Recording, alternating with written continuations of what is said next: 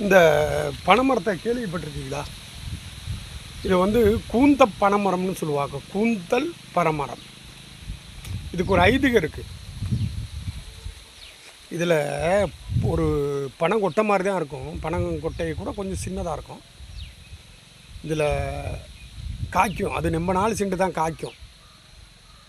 அது காய்ச்சி அது வெடிக்கும். அதிலிருந்து ஒரு கொட்டை இருக்கும். அந்த கொட்டையெல்லாம் வெடித்து இங்கேயெல்லாம் விழுகாது. அது விழுகிற இடத்துல ஒரு சக்தி இருக்கும். ஒரு கோயிலுக்கிட்ட ஒரு கோயில் இருக்கிற இடத்துல விழுகும். இல்லாட்டி அது விழுந்தால் திருப்பி அந்த இடத்துல கோயில் கட்டப்படும். அப்படி ஒரு சக்தியான மரம் தான் இந்த கூந்தல் பனைமரம். நீங்கள் எல்லா இடத்துலையும் இதை பார்த்துருக்க மாட்டீங்க. இந்த இருக்கிற இடத்துல கண்டிப்பாக ஒரு சக்தி இருக்கும். அது தெய்வத்தோட சக்தி. ஏன்னா நம்ம முன்னாடி இல்லவங்க சொன்னது இந்த பனைமரம். பாருங்கள், இது தான் அங்கே எட்டி அங்கேன்னு ஒரு பனைமரம் இருக்குது. அது உங்கள் கண்ணுக்கு தெரியாது. அங்கே ஒரு கோயில் இருக்குது இந்த குளத்துக்கு பக்கத்துலேயே.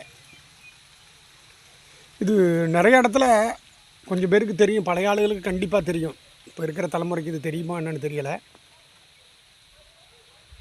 உண்மையிலே இது நம்பிக்கை உள்ளது தான் ஒன்று. நீங்கள் எங்கேயாச்சும் பார்த்தா இந்த கூந்தல் பனைமரத்தை கொஞ்சம் கவனித்து பாருங்கள். இது வந்து எல்லா இடத்துலையும் இருக்காது.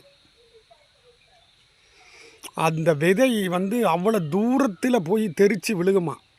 அது காஞ்சி பட்டுச்சுன்னா அந்த விதை அவ்வளோ தூரத்தில் போய் விழுகும்னு ஐதீகம் நடந்துக்கிட்டு தான் இருக்குது. பழைய ஆளுகளுக்கு கண்டிப்பாக இது தெரியும். இப்போ இருக்கிற தலைமுறைக்கு இது தெரியாது. அப்படி உங்கள் ஊரில் எங்கேயாச்சும் ஒரு இடத்துல இது இருந்துச்சுன்னா, யாராச்சும் ஒரு ஊரில் கவனிக்காமையே கூட இருக்கலாம். நினச்சி பாருங்கள், அங்கே ஒரு கல் கூட இருக்கும் சாமி மாதிரி. கண்டிப்பாக அப்படி ஒரு ஐதீகம் உண்டு இதுக்கு.